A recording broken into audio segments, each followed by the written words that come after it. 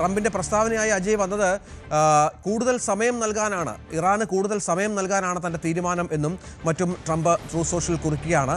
നാവിക ഉപരോധം തുടരുമെന്ന് പറയുന്നു. പക്ഷേ ഒരു പ്രധാനപ്പെട്ട കാര്യം ട്രംപ് വ്യക്തമാക്കുന്നത് നാവിക ഉപരോധം തുടരാൻ നിർദ്ദേശിച്ചിട്ടുണ്ട്. ഒപ്പം ഇറാനിയൻ ആഭ്യന്തര പ്രശ്നങ്ങൾ ചർച്ചകൾ തകരാൻ കാരണം എന്നുള്ള ഒരു പ്രസ്താവന കൂടി ട്രംപിൻ്റെ ഭാഗത്തുണ്ടാകുന്നു.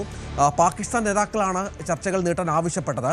ഇറാൻ സർക്കാർ ഗുരുതരമായി ഭിന്നിച്ചിരിക്കുകയാണ്. വെടിനിർത്തൽ നീട്ടണമെന്ന് പാകിസ്ഥാൻ ഫീൽഡ് മാർഷൽ അസിം മുനീർ, പ്രധാനമന്ത്രി ഷഹബാസ് ഷെരീഫ് എന്നിവർ അഭ്യർത്ഥിച്ചു. അതിനാൽ ഇറാന്റെ നേതാക്കൾക്കും പ്രതിനിധികൾക്കും ഒരു ഏകീകൃത നിർദ്ദേശം മുന്നോട്ട് വെക്കാൻ കഴിയുന്നതുവരെ ആക്രമണം നിർത്തിവെക്കാൻ ഞങ്ങളോട് ആവശ്യപ്പെട്ടിരിക്കുന്നു എന്നാണ് പറയുന്നത്. അതായത് ഇറാനിലെ ആഭ്യന്തര സംഘർഷങ്ങൾ വളരെ പ്രധാനപ്പെട്ട ഒരു പ്രശ്നമായി ട്രംപ് കാണുന്നുണ്ട്. ഒപ്പം അത്തരത്തിലുള്ള ചില വ്യാഖ്യാനങ്ങളൊക്കെ വന്നിട്ടുണ്ട്. കാരണം ഇറാനിൽ വലിയ ആഭ്യന്തര പ്രശ്നങ്ങളുണ്ട് എന്നുള്ളതും ഇറാനുമായി ബന്ധപ്പെട്ട് നേതാക്കൾ തമ്മിൽ ഭിന്നതയുണ്ട് എന്നുള്ള വിവരങ്ങളൊക്കെ പുറത്തു വരുന്നുണ്ട്.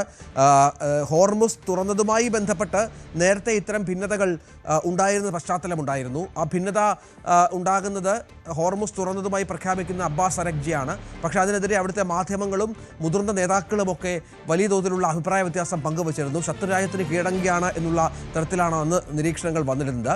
മൊസ്ദബയുടെ പിടി അയയുന്നു. നമുക്കറിയാം മൊസ്ദബ ഖമനേയി അവരുടെ പുതിയ പരമോന്നത നേതാവിൻ്റെ ആരോഗ്യസ്ഥിതി വളരെ പ്രയാസകരമായ രീതിയിലാണ്. റഷ്യയിൽ ചികിത്സയിലാണ് എന്നുള്ള വിവരങ്ങളൊക്കെ പുറത്തു വരുന്നുണ്ട്. മൊസ്ദബയ്ക്ക് ഇപ്പോൾ ഈ ഇറാൻ്റെ ഭരണ നേതൃത്വത്തിൽ ഉറച്ച തോതിലുള്ള പിടിയില്ല എന്നുള്ള വിവരങ്ങൾ കൂടി പുറത്തു വരുമ്പോൾ ഉറച്ച നേതൃത്വമില്ലാത്തത് ഇറാന് പല കാര്യങ്ങളിലും വിനയാകുന്നു. അതാണ് ട്രംപിൻ്റെ പ്രസ്താവനയിലൂടെ വ്യക്തമാകുന്നത് എന്ന് വേണം മനസ്സിലാക്കാൻ. അജയ്, അതൊരു പ്രധാന പ്രശ്നമാണല്ലോ. യുദ്ധമുനമ്പിൽ നിൽക്കുമ്പോഴും കൃത്യമായ നേതൃത്വമില്ലാത്ത ഒരു രാജ്യമായി ഇറാൻ മാറുകയാണോ?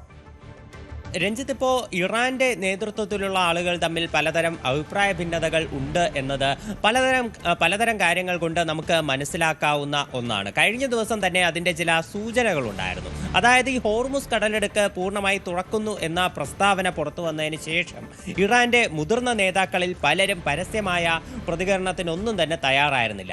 അതിപ്പോൾ ഇറാന്റെ വിദേശകാര്യമന്ത്രിയായിട്ടുള്ള അബ്ബാസ് അരക്ചി ആണെങ്കിലും അതുപോലെ അവരുടെ പാർലമെന്റ് സ്പീക്കറായിട്ടുള്ള മുഹമ്മദ് ബാഖർ ഖാലിബാഫ് ആണെങ്കിലും അവരൊന്നും തന്നെ പരസ്യമായി പ്രതികരിക്കാൻ തയ്യാറായിരുന്നില്ല. ഇപ്പോൾ അബ്ബാസ് അരക്ചിക്ക് പകരം പലപ്പോഴും അവരുടെ വിദേശകാര്യ വക്താവായിട്ടുള്ള ഇസ്മായിൽ ബഗേയിയാണ് ആ സമയത്ത് പല പൊതുവായിട്ടുള്ള പ്രതികരണങ്ങളും നടത്തിയിരുന്നത്. അപ്പോൾ ഈ കാര്യത്തിൽ തന്നെ ഇറാന്റെ നേതൃനിരയിൽ പലതരം അഭിപ്രായ ഭിന്നതകൾ ഉണ്ട് എന്ന് വ്യാഖ്യാനിക്കാൻ ഒരു കാരണമായിട്ടുണ്ട്. പല മാധ്യമ റിപ്പോർട്ടുകളും ഇതിനെ സംബന്ധിച്ചുണ്ടായിരുന്നു. അപ്പോൾ ഈ ഒരു കാര്യം തന്നെയാണ് US നിലവിൽ ചൂണ്ടിക്കാട്ടുന്നത്.